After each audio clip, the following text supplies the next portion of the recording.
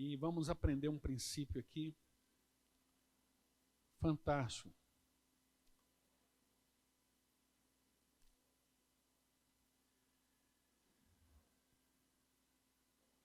Nós o amamos porque ele nos amou primeiro. Amém? 1 João 4,19. Nós amamos porque ele nos amou primeiro.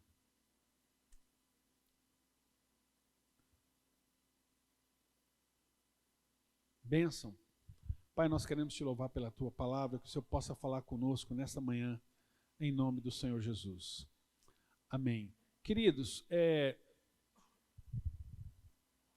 eu queria compartilhar com vocês, na ceia passada nós falamos assim, por que na Igreja Sal da Terra os nossos filhos participam da Santa Ceia? Na ceia passada nós falamos isso. E hoje nós ficamos de falar, nós prometemos aos irmãos que hoje falaríamos, porque a nossa Santa Ceia ela é aberta, onde todos podem participar. Então nós vamos mostrar para os irmãos por que nós pensamos assim. E antes eu quero te pedir que preste atenção, me acompanhe aqui, a forma como Deus faz as coisas. Esse versículo nos traz uma revelação fantástica acerca de Deus. Nós só podemos amar a Deus, nós só amamos a Deus porque Ele nos amou primeiro. Então entenda, toda vez, toda a ação de Deus, ela é primeiro. A graça de Deus é primeiro. E eu vou te mostrar isso dando algumas ilustrações da Bíblia para que você possa entender esse princípio. Por exemplo, quando Deus criou a terra, e é interessante esse contexto, porque na teoria de Darwin ele esqueceu de um detalhe importante.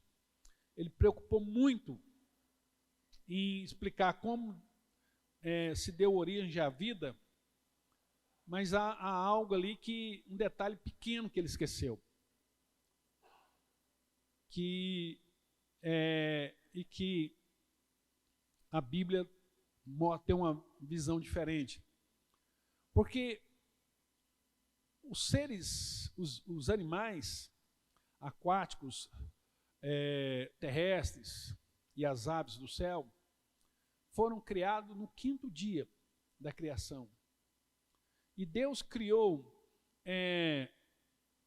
os alimentos no 3º dia. Então, antes de Deus criar a vida animal, primeiro Deus criou o alimento. Porque sabia que precisaria haver alimento para que quando os seres vivos viessem a existir, já tivesse pronto o alimento. Então, resumindo, antes de Deus criar a fome, Deus criou o alimento. O alimento vem antes da fome. E você pega esse princípio, irmão, ele está na Bíblia assim, de ponta a ponta, de Gênesis a Apocalipse. Tudo que, todas as nossas necessidades foram supridas antes das nossas necessidades existirem. Então, antes de eu precisar de algo, Deus já havia provido aquele algo para mim. E esse é um princípio fantástico na palavra de Deus. Então, por exemplo, eu vou dar alguns exemplos, irmãos. Quando Deus falou para Abraão assim, Abraão, me dê o seu filho Isaque como sacrifício, o teu filho como sacrifício. E Abraão foi lá, quando Deus estava provando a fé de Abraão, e quando Abraão chegou no Monte Moriá, para oferecer o filho Isaque, o que Deus já tinha preparado para Abraão? Um cordeiro. Então, Isaque não precisaria ser imolado, sacrificado. Deus já havia preparado ali um cordeiro que estava lá no monte, né? Penso que algum pastor estava passando ali, uma ovelha se desgarrou, e essa ovelha se desgarrou, ela ficou presa num arbusto, e quando Abraão foi lá para sacrificar. Deus falou assim, não sacrifique seu filho. Eis aí um cordeiro que ele não tinha visto ainda, ele não tinha prestado atenção. Sacrifica o cordeiro. Então, antes de sacrificar Isaac, antes de Isaac ser levado ao sacrifício, Deus fez com que uma ovelha se perdesse e ficasse lá no Monte Moriá para suprir aquela necessidade. Quando Deus veio trazer uma grande fome sobre a terra, quando Deus veio trazer uma grande fome, e uma fome que viria assim, possivelmente dizimar grande parte da humanidade, porque é o que a Bíblia diz, né? O que Deus fez? Deus enviou José para o Egito. E de uma forma assim muito drástica, que José, no primeiro momento, ele não entendeu o porquê daquilo. Então José foi lá para o Egito, e lá no Egito ele foi vendido como escravo para os egípcios, e depois ele foi para a cadeia lá, mulher de Potifar. Aí depois ele pegou e na cadeia ele teve um sonho. Aliás, os caras lá teve um sonho, o copeiro e tal. Depois o faraó teve um sonho, Deus alertando acerca da grande fome que viria. Então José vai lá, interpreta o sonho. José interpreta o sonho. E na interpretação do sonho, eu queria que projetasse para nós aí Gênesis 45. Olha, Gênesis 45, versículo 5. É fantástico como a gente vê a provisão de Deus. Antes de todas as coisas, Deus faz para nós, já prepara tudo, né? Agora, pois, não fiquem tristes nem irritados contra vocês. José falando para os irmãos dele, né? Vocês mesmos, por terem me vendido para cá, porque foi para a preservação da vida que Deus me enviou diante de vocês. Então, quando José estava muito chateado com os irmãos dele, porque os irmãos dele venderam ele como escravo, José queria vingar, o coração de José estava cheio de ódio, amargura, ressentimento, e Deus mostrou para José que não. Cara, o que eu fiz com você, toda essa tribulação, toda essa luta que você acha, ficou com aquele sentimento de injustiça, foi para que você tivesse hoje nessa posição, para que você agora nessa posição pudesse salvar a sua família. Então olha só o que José continua dizendo, né? José fala para os irmãos dele, né? Versículo 6, porque já houve 2 anos de fome na terra, e ainda restam 5 anos em que não haverá lavoura nem colheita. Deus me enviou adiante de vocês. Olha o entendimento de José. Deus me enviou adiante de vocês para que fosse conservado para vocês um remanescente na terra e para que a vida de vocês fosse salva por meio de um grande livramento. Então José entendeu que todos aqueles problemas que ele passou na vida dele, que ele não entendia a razão, porque aquele sentimento que parece que Deus está com raiva de mim, Deus está com ódio de mim, Deus está me perseguindo, as coisas estão dando tudo errado. Na verdade, era Deus preparando ele para um grande dia, para que um dia José dormiu uma noite na cadeia e na outra noite dormiu no palácio. Ele dormiu na cadeia como prisioneiro, como escravo, no dia seguinte se tornou primeiro-ministro do Egito, da nação mais poderosa da terra. E ele entende que tudo que ele passou foi para que Deus pudesse salvar a família dele, as nações, as vidas de outras nações, é o que ele está dizendo aqui, né? E no versículo 8 ele diz assim, olha só, isso aqui é fantástico, isso aqui gerou perdão no coração dele. Assim, os irmãos dele venderam ele como escravo, mentiu para o pai, falou que ele tinha morrido. Mas olha só, o que ele fala para os irmãos? Assim não foram vocês que me enviaram para cá. Não foram vocês. Ainda que o que vocês fez, as coisas que vocês fizeram foram terríveis. As coisas que vocês fizeram foram horrendas. Mas, na verdade, Deus estava por trás de todas essas coisas. Não foram vocês, assim não foram vocês que me enviaram para cá, e sim Deus que fez de mim como que um pai de Faraó, e senhor de toda a sua casa, e como governador em toda a terra do Egito. Então foi Deus que me enviou para cá. Então, irmãos, Deus sempre, antes de trazer o juízo, ele envia a graça. Entenda isso, sempre antes do juízo vem a graça. Deus age assim. Então nós pensamos assim por outra questão. Arrependimento. A nossa mente natural acha o seguinte, que eu estou vivendo uma vida, e a vida que eu estou vivendo, eu entendo que essa minha vida não está boa, não está satisfeita, a minha relação com Deus não está legal. E aí eu, sozinho, eu comigo mesmo, né? Pensando aqui, falo, cara, eu preciso mudar de minha vida, então eu vou reconciliar com Deus, eu vou me arrepender dos meus pecados, eu vou procurar Deus, vou atrás de Deus e vou falar para Ele que eu estou arrependido. E quando Deus me vê arrependido, Deus vai me perdoar. Então, quando Deus me perdoar, aí a minha relação com Deus estará resolvida. Esse é o pensamento natural. Eu me arrependo e como consequência do meu arrependimento, Deus me perdoa. Só que não é assim que funciona. Isso é a mente humana. Irmão, o homem por si próprio jamais pode se arrepender dos seus pecados. Não existe essa pessoa que sozinha chegou à conclusão de que a minha vida precisa mudar, eu vou me arrepender. Não existe isso. É impossível ao ser humano, por suas próprias forças, se arrepender. E aí, então como que é que processa o arrependimento? A Bíblia diz que Deus perdoa primeiro. Sabe por que você se arrependeu? Porque primeiro Deus ofereceu o perdão. O perdão é primeiro. Deus primeiro perdoa os nossos pecados. E porque os nossos pecados foram perdoados, é que nós nos arrependemos. O perdão vem primeiro. E como é que o perdão vem primeiro? Entenda isso.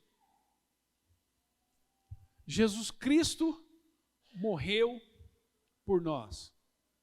Presta atenção. Todos os nossos pecados foram perdoados.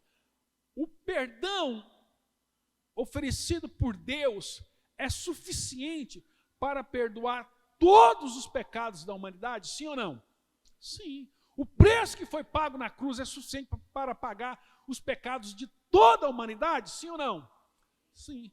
Mas todos terão seus pecados perdoados? Não.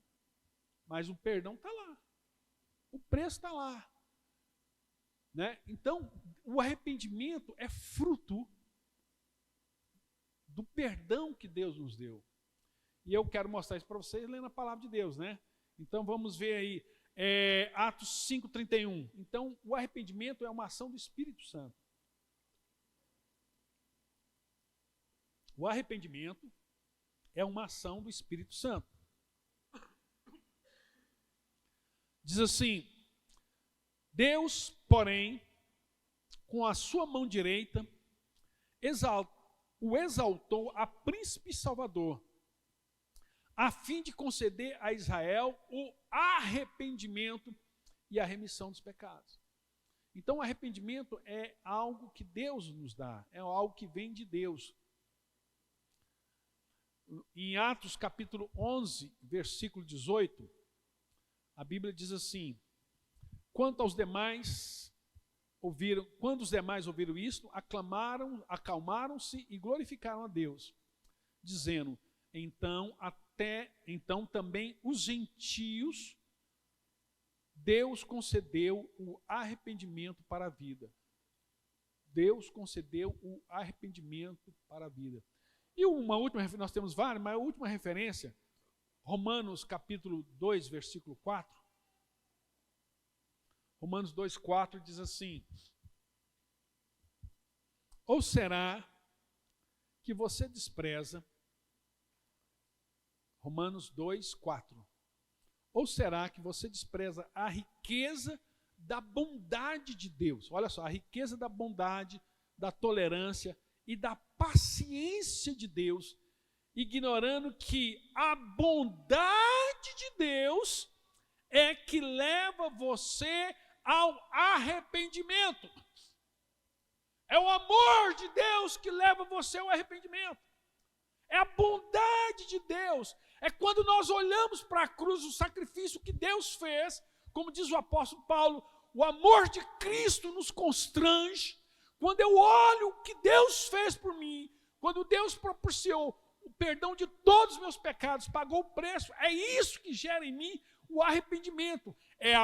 Ignorando que a bondade de Deus é que leva você ao arrependimento. Você não sabia que, ele está fazendo uma pergunta, você não sabe que é a bondade de Deus que leva você ao arrependimento? Então, o perdão dos pecados vem antes. Nós só nos arrependemos porque Deus nos perdoou, é antes. Toda ação de Deus é primeira. Por exemplo, Jesus virá outra vez como juiz e senhor de toda a terra, para julgar o mundo, para julgar a humanidade e dar a cada um segundo as suas obras. Mas antes dele vir como juiz e senhor de toda a terra, ele veio como salvador. Jesus veio e morreu, ofereceu perdão e graça a toda a humanidade. A Bíblia fala isso, né, em João 3,16, porque Deus amou o mundo de tal maneira para que todo aquele que nele crê não pereça, mas tenha vida eterna. Tenha vida eterna. Então Jesus veio para nos dar vida. Agora ele virá como juiz de toda a terra. Então presta atenção. Não é o homem que se arrepende, é Deus que perdoa. É o perdão que gera o arrependimento. Não é o homem que ama a Deus. E então Deus passa a amar o homem. Não é, irmãos. A Bíblia fala que nós o amamos porque Ele nos amou primeiro. Não é nós que escolhemos Deus. Não é nós que escolhemos Deus. Jesus diz, não foste vós que me escolheste, antes eu vos escolhi a vós. A ação de Deus é primeira. A graça sempre vem primeiro. Então, não é o homem que crê, e porque depois que ele crê, Deus o salva. Não, foi Deus que enviou o seu Filho quando nós ainda éramos pecadores. A Bíblia fala em Efésios 2, que estando nós mortos em delitos e pecados, seguindo o curso deste mundo, o príncipe da potestade do ar, que agora opera nos filhos da desobediência, quando nós estávamos ali mortos em delitos e pecados, Jesus veio e deu a vida por nós. Então, Jesus veio quando nós éramos ainda pecadores, quando nós não queríamos Deus, quando nós rejeitamos Deus, quando nós éramos inimigos de Deus, né? Eu quero meditar, abre para nós rapidamente Efésios capítulo 2, vamos ler a partir do versículo 1, olha só o que Paulo diz aqui, só para vocês, para ficar mais claro isso aqui para nós. Efésios capítulo 2, falando de, olha, Jesus, Ele lhes deu vida quando vocês estavam mortos em transgressões e pecado. Então foi uma ação de Deus para nós. Continuando, ele fala, nos quais vocês andaram no outro tempo, segundo o curso desse mundo, segundo o príncipe da potestade do ar, do espírito que agora atua nos filhos da desobediência. 3.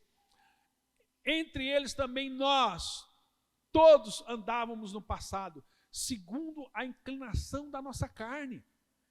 Todo mundo aqui, fazendo a vontade da carne e dos pensamentos, e éramos por natureza filhos da ira, filhos do diabo. Todos nós aqui estávamos presos no pecado, como também os demais. Todo mundo estava preso nas garras de Satanás. E olha só o que ele diz no versículo 4. Versículo 4 diz, mas Deus, sendo rico em misericórdia, por causa do grande amor que nos amou, estando nós mortos em nossas transgressões, nos deu vida, juntamente com Cristo. Pela graça, vocês são salvos. É uma ação de Deus. Pela graça, vocês são salvos. Né? Versículo 7. Deus fez isso para mostrar nos tempos vindouros a suprema riqueza da sua graça e a bondade para conosco em Cristo Jesus. Agora presta atenção no versículo 8. Porque pela graça vocês são salvos mediante a fé. Isto não vem de vocês, é dom de Deus. É uma ação de Deus. E o versículo 9, olha só o que ele diz no versículo 9. Não de obras, para que ninguém se glorie. Não foi algo que nós fizemos, e Deus viu que nós fizemos a coisa certa, a coisa boa, e aí Deus vai e nos recompensa. Não, não é de obras. Não há nada, nós não fizemos nada, foi o amor dele, porque o amor não exige nada em troca. O amor ama. Então, muitas pessoas pensam que num Deus vingativo, num Deus cruel, e que Deus reage de forma violenta às nossas ações. Irmão, Deus não é um Deus reativo, porque se Deus fosse um Deus reativo às nossas ações, ninguém aqui estava vivo. Então, por exemplo, quando você bate aqui nessa madeira, tem som de madeira. Quando você bate no vidro, tem som de vidro, né? Vidro com vidro. Metal, som de metal. Quando você fere Deus, quando você toca em Deus, quando você agride Deus, ele só responde com aquilo que ele é, e ele é amor. Então, Deus respondeu aos nossos pecados com salvação, com graça.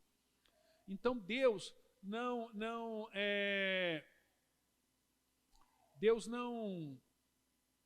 como é que se diz? Deus não reage às nossas ações. Deus faz primeiro. Não há nada que nós podemos fazer que possa mudar quem Deus é. Ele é Deus. Muitas pessoas pensam assim que Deus tem raiva de você, que Deus tem ódio de você. Não. Deus não, porque Ele não pode negar-se a si mesmo. Então vamos lá. Nisso consiste o amor. Não em que nós tenhamos amado a Deus, mas em que Ele nos amou e enviou o seu Filho como propiciação pelos nossos pecados. 1 João 4, 10. Nós lemos 19, olha o que diz o versículo 10. Nisso consiste o amor, não em que nós tenhamos amado a Deus. Fomos nós que amamos Deus. Então, nós somos perdoados porque nos arrependemos, ou nós nos arrependemos porque nós somos salvos? Nós nos arrependemos porque a salvação vem primeiro. Eu sei que é difícil para os irmãos, mas nós temos que treinar a nossa mente. Sempre a graça vem primeiro. E eu escrevi algo que eu queria compartilhar com vocês aqui. É um texto que, meditando nisso, que eu separei para falar com os irmãos. Por que Deus ama primeiro? Por que Deus perdoa primeiro? Deus jamais espera eu fazer algo bom para Ele me amar ou Ele me perdoar. Até mesmo porque é impossível o homem que está debaixo do pecado fazer algo assim. Não tem como um ser que é pecador fazer coisas boas. Em nossas igrejas ensinamos que primeiro você ama, primeiro você perdoa, e a pessoa que decidirá se vai corresponder a esse amor ou não. Não foi assim que Deus fez?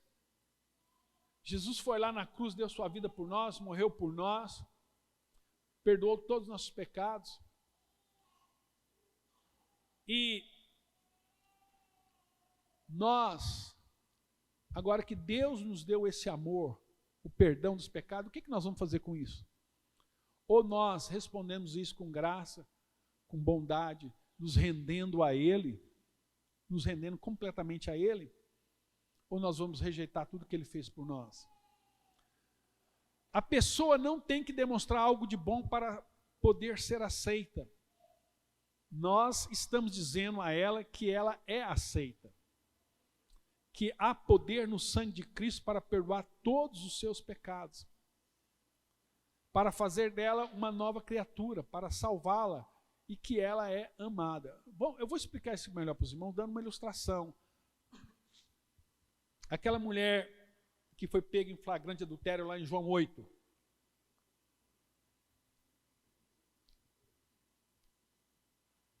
As pessoas queriam jogar pedra nela, todo mundo preparado para jogar pedra nela, perguntaram assim para Jesus.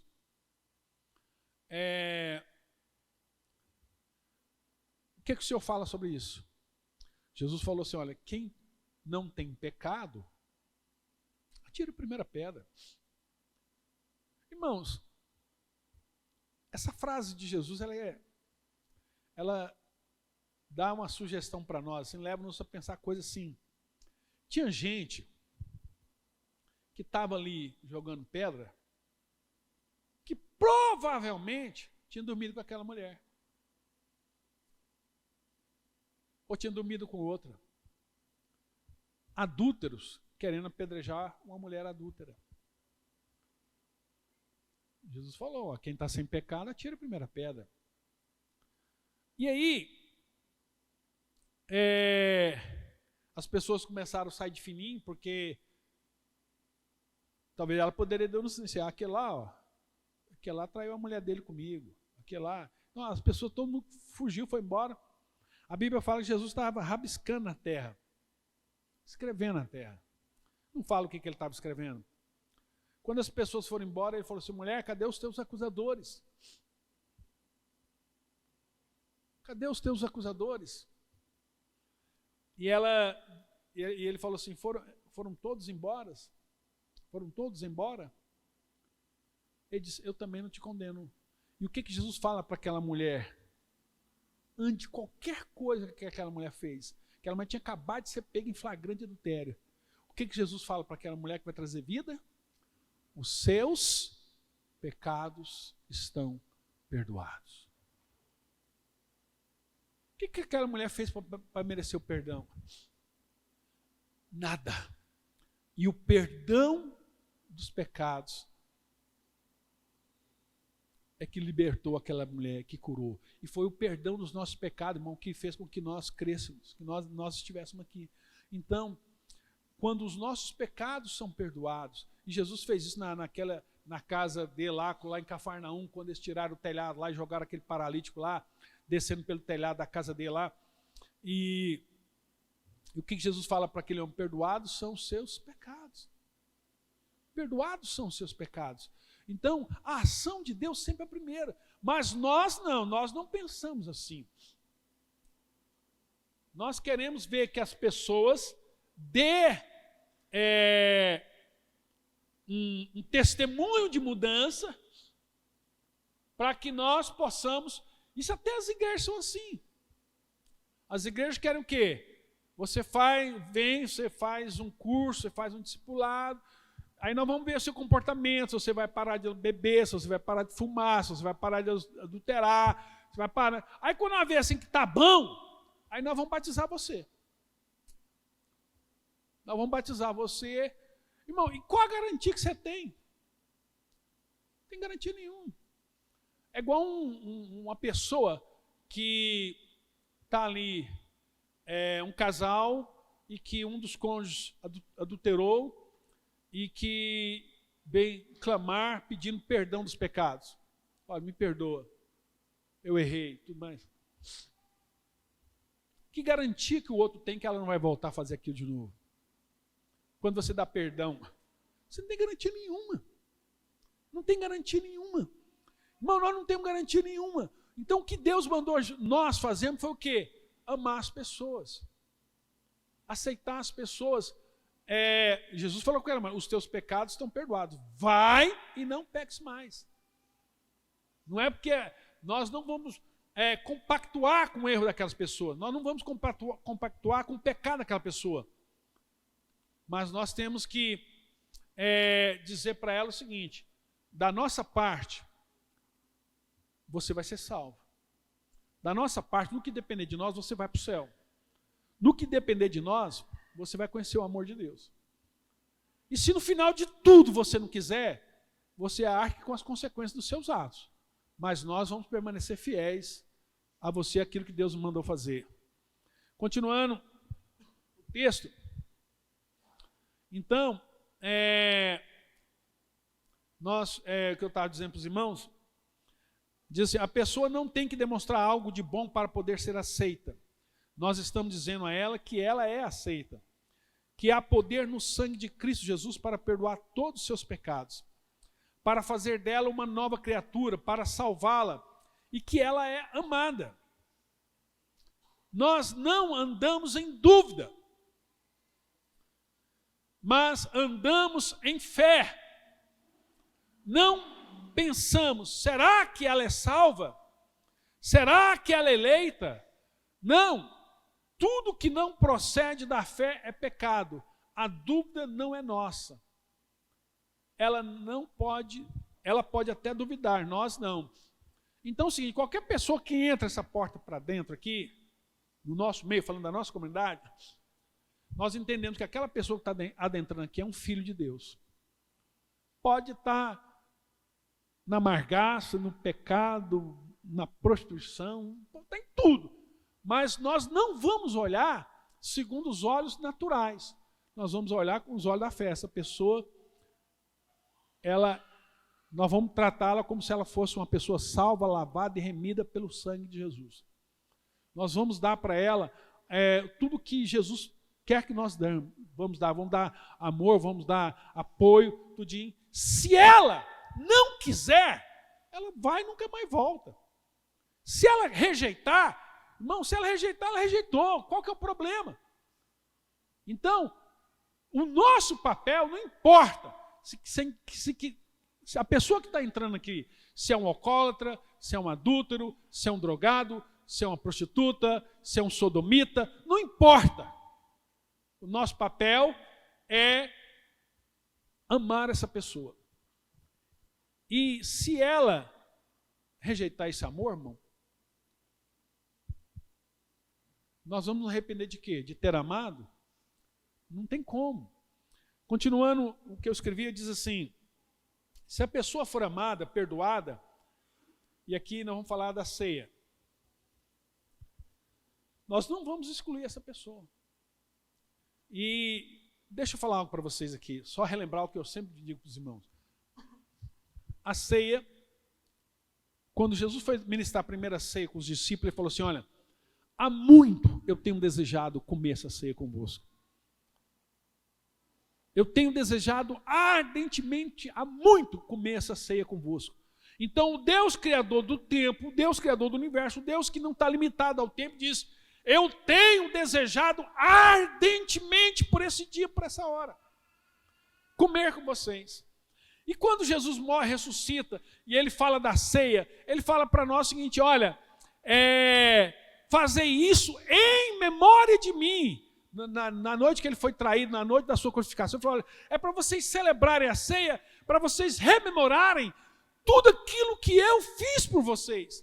E nós aprendemos aqui, nós até falamos no domingo passado, no corpo glorificado de Jesus. A Bíblia fala que que Jesus tem um corpo humano, um corpo físico lá no céu, que é a semelhança ao mesmo corpo humano que ele tinha aqui na terra, ressuscitado. Porque ele falou para os discípulos, olha, põe a tua mão aqui, veja o buraco nas minhas mãos, no meu pé, olha o meu lado, Tomé. Então Jesus tem um corpo marcado, e esse corpo marcado pelo sacrifício dele, é o mesmo corpo que hoje ele tem lá na glória. Isso foi definido, né, no concílio das igrejas, que o corpo de Jesus, hoje na eternidade, é o mesmo corpo. Por que Jesus tem aquele mesmo corpo? Para que na eternidade todo mundo saiba, né, o que Jesus fez por nós. E outra coisa que Jesus falou, ele vai lá na glória. Quando nós chegarmos lá na glória, nós vamos tomar uma santa ceia com ele. Nós vamos cear com ele. A ceia é um momento que os filhos dele vão sentar à mesa e comer com ele. Lá na eternidade nós vamos sentar na mesa e comer com ele. Então quando entra uma pessoa dessa, um pecador aqui na igreja, nós estamos falando para ele tudo. Que ele é aceito, que ele pode ser salvo, que ele pode ser liberto, que ele pode se livrar de tudo. E ele tem o privilégio de participar de tudo o que Jesus deu para nós. Tudo. Inclusive, participar da ceia. Porque qual que é o problema, historicamente, das igrejas? Porque as igrejas acham o seguinte, que o pão é sagrado. Claudinha, traz um pão para mim, por favor. Que o pão é sagrado.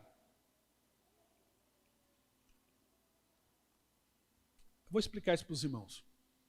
As pessoas acham que o pão é sagrado. É tão sagrado que você não pode dar para criança. É tão sagrado que é um insulto para um pecador comê-lo. Por quê? Porque é sagrado. Porque é sagrado. E aí o seguinte, se um pecador comer isso aqui, se um pecador participar desse momento aqui, isso aqui é sagrado, isso aqui é profanação. Por quê? Porque isso aqui é santo. Isso aqui eu já falei para os irmãos, foi assunto de debate teológico por muitos anos. Né? Na fé católica se crê que isso aqui, quando você...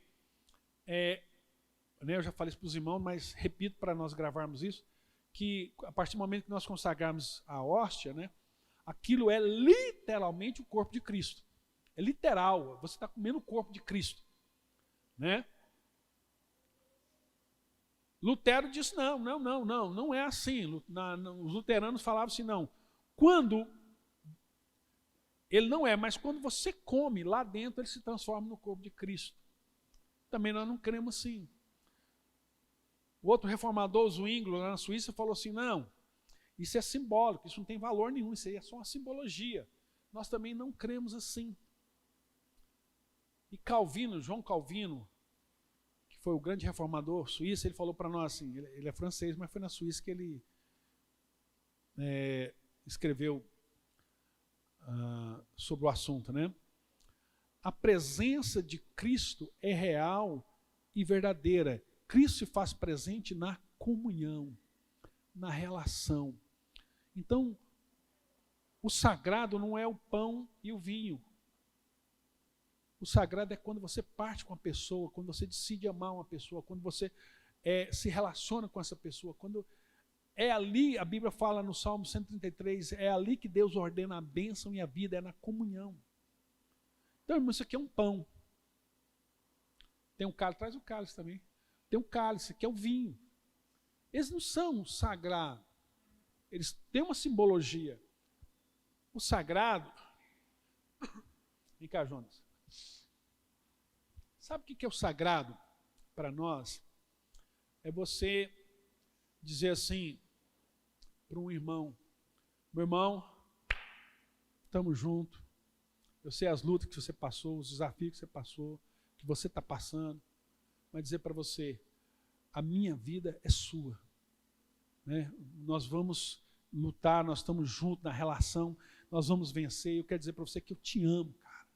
Que você é minha família, você é carne da minha carne e osso dos meus ossos, você é minha vida, que em Cristo Jesus nós estamos juntos, nós somos um em Cristo. Eu quero dizer para você que você, a sua esposa, o seu filho Levi, todos vocês é a minha família, é a minha casa, e que nós estamos juntos nessa relação, que eu parto a minha vida com você. Amém, meu irmão? Amém, amém. Isso aqui é santo.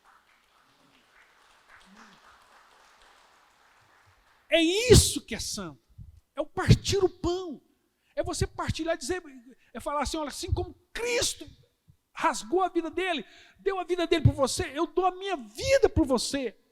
Isso aqui que é sagrado. E é isso que as pessoas muitas vezes não querem fazer. E que aqui nós fazemos, inclusive com o pecador. Meu irmão, eu sei que você está com sua vida destruída, você arrebentou com o seu casamento, você arrebentou com suas finanças, você acabou com sua vida. Você hoje está uma pessoa aí completamente destruída, você está lançada no inferno. Mas quer dizer para você que no que depender de nós, você vai para o céu. No que depender de nós, dessa igreja que nós temos um compromisso com você, porque Jesus partiu a vida dele por você, Jesus morreu por você, Jesus derramou o sangue dele por você, e eu quero dizer um negócio para você, assim como ele partiu a vida dele, nós vamos partir a nossa vida com você, assim como ele derramou o sangue dele, nós vamos derramar o nosso sangue por você, e nós vamos caminhar, e nós vamos lutar, e nós vamos pelejar. Eu quero dizer para você que todos os seus pecados já estão perdoados. Nós não vamos esperar ele mudar de vida, porque ele não vai mudar de vida se ele não receber o perdão primeiro. Entende isso? Se ele não receber o perdão, ele não vai mudar de vida. E é isso que vai fazer com que ele arrependa dos seus pecados e seja salvo. Ah, pastor, mas se ele não se arrepender, se ele comer a ceia e for embora e voltar para a margaça, irmão, qual que é o problema? A decisão é dele. Respeite a decisão dele. Mas ele não comeu um pão santo, você não deu pérola aos porcos, não, irmão, eu dei um pedaço de pão para ele. E eu dei muito mais. O que ele está menosprezando não foi o pão e o vinho. O que ele está menosprezando foi a aliança e o compromisso que nós tivemos com ele e que ele disse não. E se ele disse não, ele não disse não para nós. Ele disse não para Jesus. Nós só estamos aqui para fazer o que Jesus mandou. Amém, irmãos? Você entende isso? Então que o santo é o compartilhar. Que o santo é você dar a vida. Isso que é sagrado. Às vezes não precisa nem comer, porque você pega lá no Jesus no caminho de Emaús, a Bíblia fala que Jesus falou para os discípulos lá, Jesus pegou o pão e tendo dado graça, quando ele orou, as escamas do cara caiu, quando Jesus partiu o pão e deu para ele, as escamas dele caíram. Quando Jesus partiu o pão, eles reconheceram que era Jesus, foi quando Jesus partiu o pão. E quando Jesus partiu o pão, que eles reconheceram que Jesus fez isso que eu e o Jonas fizemos aqui, que Jesus partiu o pão. A Bíblia fala que Jesus sumiu na frente deles. Pum! Jesus nem comeu. Não ficou nem para comer, porque o sagrado não é comer. Porque se o sagrado fosse comer, Jesus tinha que ter comido. Jesus deu graça, e ele não deu graça, não foi pelo pão e pelo vinho. Ele deu graça, foi pela comunhão. Foi pela comunhão. Porque se fosse pelo alimento, ele tinha ficado, tinha comido. Mas Jesus foi embora antes de comer. Então, o que é sagrado para nós aqui? É a comunhão. É a comunhão. E eu quero ler para nós aqui o Salmo 133. O Salmo 133.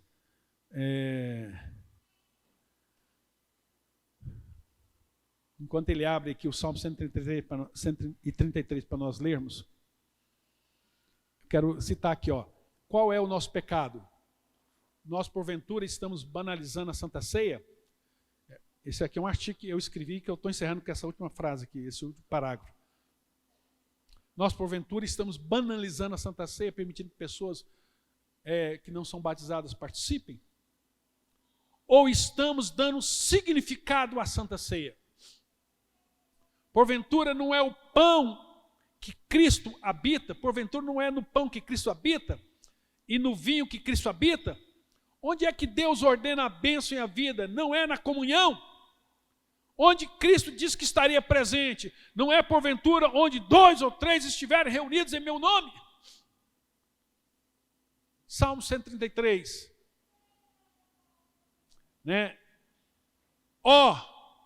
Como é bom e agradável viverem unidos os irmãos.